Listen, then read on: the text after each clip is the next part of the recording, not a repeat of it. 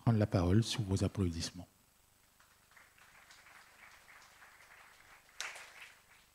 Bien, monsieur le vice-président du conseil départemental, monsieur le maire de Chicony, je salue l'ensemble des professionnels, monsieur le directeur général de l'ARS, monsieur le directeur du CHM, l'ensemble des professionnels de santé et de prévention ici présents aujourd'hui pour vous dire combien cette réunion est importante aux yeux de l'État. Ça fait 3 années successives, 3 années de succès.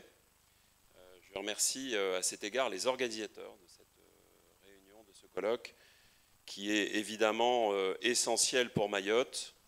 Monsieur le vice-président, vous venez de le souligner en matière de prévention, il y a beaucoup à faire. Et je partage votre point de vue sur le fait que nous sommes aujourd'hui pas suffisamment engagés sur la prévention. Si je devais comparer les 2 grands systèmes de santé, d'offres de santé dans le monde, pour les caractériser, il y en a un qui se pose la question du traitement de la maladie, c'est notre système cartésien. C'est celui que nous rencontrons sur le plateau continental européen, dans le monde développé, et c'est celui que nous avons à Mayotte. Et puis il y a un système qui consiste à se poser la question, lorsque l'individu n'est pas encore malade, quels sont les éléments qui vont permettre de prévenir la maladie avant qu'elle ne survienne. Et c'est souvent dans les cultures notamment asiatiques et en Chine que ce système de prévention se met en place. Et on ne va pas voir le médecin pour se faire soigner, on va voir le médecin pour ne pas avoir à se faire soigner. Et donc bien évidemment, la prévention de la maladie est un élément essentiel. Ici ou là à Mayotte, nous pratiquons cette prévention. Peut-être certains d'entre vous se souviendront que dans un temps encore récent, quelques-uns disaient qu'au mois de juillet et août, nous aurions une explosion du choléra à Mayotte. L'épidémie est terminée à Mayotte. Nous n'avons pas eu d'explosion du choléra. Nous avons même eu une grande limitation du développement de cette maladie.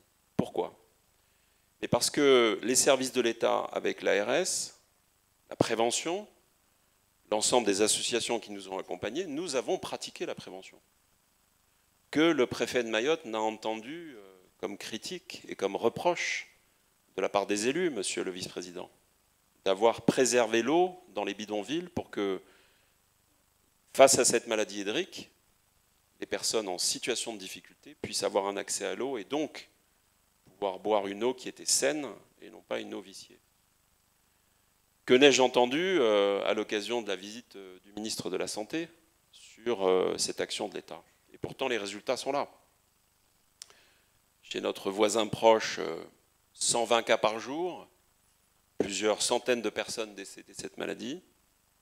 À Mayotte, entre 10 et 12 cas par semaine.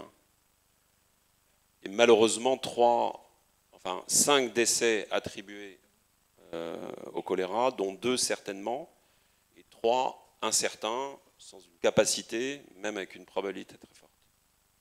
Donc la prévention, c'est un sujet essentiel et nous nous mettons en ordre de bataille face à l'arrivée du Mpox pour prévenir de la même façon. Et nous avons, avec le directeur général de l'ARS, préparé un plan d'action, probablement assez proche de celui de la prévention du choléra, pour faire en sorte que nous soyons en mesure de réagir face à cette émigration qui est aujourd'hui jugulée, de faire en sorte que cette maladie n'arrive pas sur le territoire mahorais.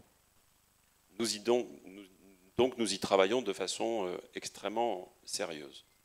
Mais on voit bien que la prévention reste fragile. Et monsieur le vice-président, vous avez interpellé les services de l'État indirectement sur la connaissance des chiffres. Mais moi, je suis prêt à me mettre autour de la table avec le conseil départemental pour travailler sur une prévention plus générale, pas seulement du sida.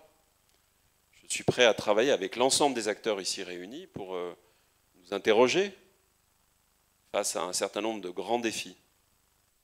Et je remercie d'ailleurs un certain nombre d'acteurs ici présents. Je vois la présence du SMA, qui, pour sa part, sur un petit nombre, fait une prévention importante à l'égard d'une cible prioritaire pour Mayotte. Prioritaire. Si le territoire de Mayotte, les services de l'État, les collectivités locales, le monde associatif, le monde de la santé, ne s'interrogent pas sur une cible prioritaire qui est celle de la jeunesse de Mayotte, eh bien, nous passerons à côté de la question de la prévention. Nous devons absolument, dans ce territoire, nous poser la question de la jeunesse, sous toutes ses formes. Prévention des risques sociaux, prévention des risques sanitaires, accompagnement dans le scolaire, accompagnement dans le périscolaire. La jeunesse de Mayotte, c'est la force vive de notre territoire. 50% de la population a moins de 25 ans. Ça doit devenir notre enjeu principal de préoccupation et de prévention. Permettez-moi de citer quelques auteurs anciens. Un pays qui ne s'occupe pas de sa jeunesse est un pays qui est en train de préparer sa révolution. Une jeunesse qui ne s'amuse pas, une jeunesse qui ne danse pas, une jeunesse qui n'est pas sensibilisée au risque de la vie, une jeunesse qui n'est pas préparée à l'avenir, c'est une jeunesse qui fera la révolution, et ça sera la vôtre, ça sera la nôtre. Donc nous avons des enjeux qui sont importants. Je me félicite que ce colloque prenne en charge un certain nombre de sujets, en matière de sexualité, en matière d'addictologie, en matière de prévention de certaines maladies, en matière de drogue. Ouais. Et donc je suis très heureux de pouvoir saluer les organisateurs qui prennent à bras-le-corps ce sujet-là, avec succès depuis 3 ans. Je souhaite que ce colloque perdure dans le temps, parce que c'est le meilleur moyen de pouvoir continuer à travailler ensemble sur ces sujets-là. Je vous remercie.